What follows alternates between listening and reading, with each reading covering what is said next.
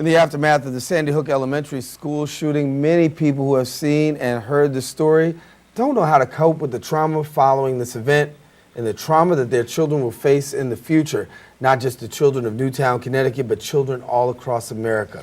Here now to share tips on how people can find emotional comfort is the founder of the organization Meaningful World and author of Mass Trauma and Emotional Healing Around the World, Dr. Annie, how do you pronounce your last name? Kalayjian. Kalayjian, I don't want to mess it up. Dr. Annie Kalayjian is here with us, and she's got 3 books, actually, Mass Trauma, Healing, and Emotional Healing Around the World. And then you also have Forgiveness and Reconciliation, Psychological Pathways to Conflict, Transformation, and Peace Building. Thank you so much for coming and sharing with us. Thank you. It's unfortunate that we have to bring you to the show. Yes. But when we look at situations like this, and you see a mass assassination, and you see blood and carnage of elementary school kids, 6 years and under, you've got a lot of emotions. Number 1 is the sense of sadness.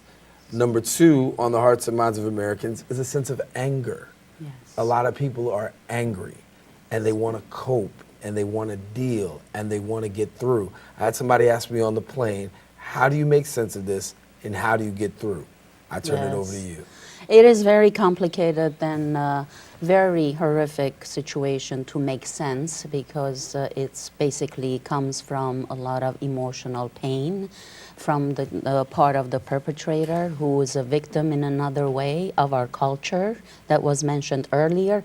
A culture that really glorifies violence in the video games, in the recent 007 movies, where they glorify revenge, and they call it sweet revenge instead of bitter revenge, where generations are going to cope with this. It's not just the parents. It's going to go on for 7 generations if intervention is not done.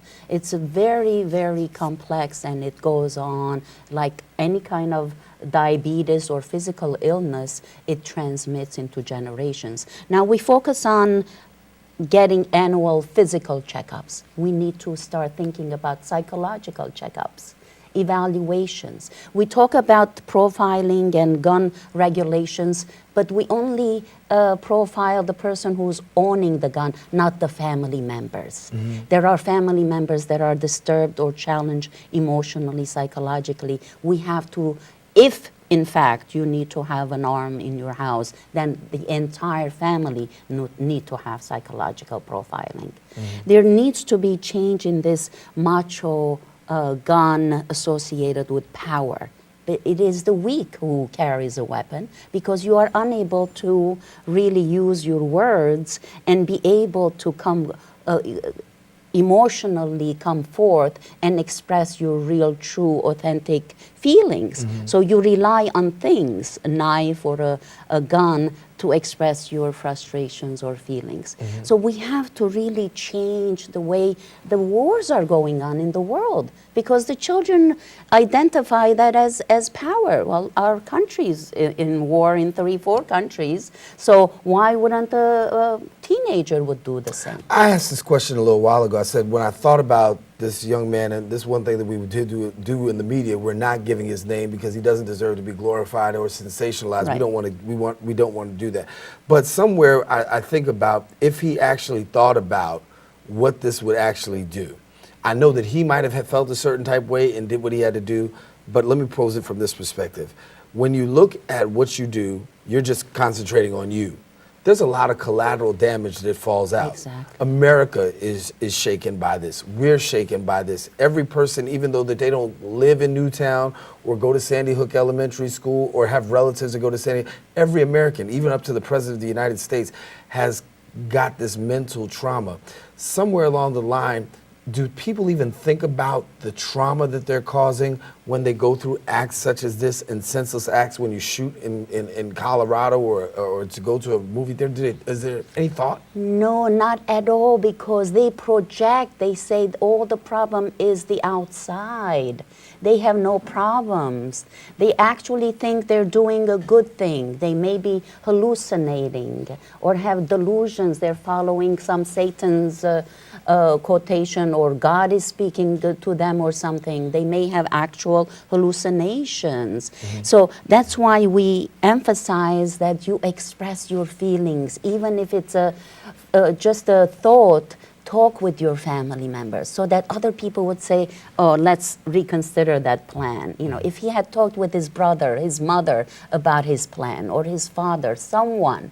But usually mass killers, they plan very silently, long-term planning, but they don't communicate with others. So it shows that he was isolated.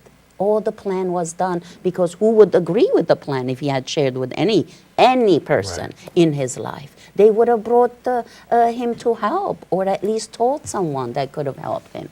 So that's why we emphasize the importance of expressing your emotions and feelings, even if they seem the right thing at the time to you, but you need to discharge them and get some perspective from other people, release it, and really get reorganized and focus on what it is that you're trying to do. Are you insecure and had trauma in that school? So then we have trauma relief interventions through art therapy, through psychotherapy, through drama therapy, through EMDR, through electromagnetic field balancing, through Bach remedies, natural essential oils. There's so many integrative healing modalities that we work with on the mind, body, and spirit levels that we could have helped that person. Well, but the stigma is the other thing that we need to address. Insurances are not paying for mental health. illness. I have clients who need therapy, but their insurance is not paying and they're poor, they can't come to therapy. And my heart goes out. I don't know what would happen with them. So we need to change to make the mental health a priority, because there's no healthy body without healthy mind and spirit. I want to get the chance before we get out of here. Your book is called Mass Trauma, Emotional Healing Around the World. They're rituals and practices for resilience and meaningful meaning-making human-made disasters. That's the human-made one, Right. addressing terrorism and genocides, and this one focuses on hurricanes and tsunami and so on. So the question is, before I let you go, how do we cope? Those of us who've been watching this, how do we deal? How do we get through this and seeing this and doing this? How do we recover? Yes. Shows like you are doing right now are important platforms to express our feelings. The Foxy group that is doing a ritual tonight of candlelight vigil and celebrating the survivors is another way. Community celebrations. Staying away from sensationalizing TV and violent video games, and really embracing how important peace is. Not just peace and opposite of war, but peace within. How not to curse when somebody cuts you off while you're driving a car. Peace is everyday practice. And violence begets more violence, like Martin Luther King said. So how we cope is by helping one another too, because when one helps another, both become stronger.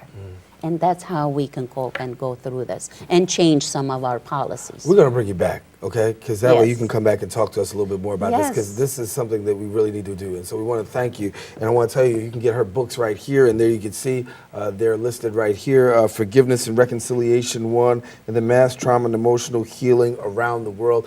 We encourage you to get Dr. Kalayjian's books, especially during a time like this. If you want to try to make sense of it, and some of us are still struggling to try to find to make sense of this, but you just need all the help that you can get. So something that you might be able to wrap your brain around, just to really think about how you can get through in troubled times. And thank you so much for coming and Thank sharing you with so us. much. You got to come back and we'll talk a little bit more about I this sure again. You will. definitely shared some insight with us.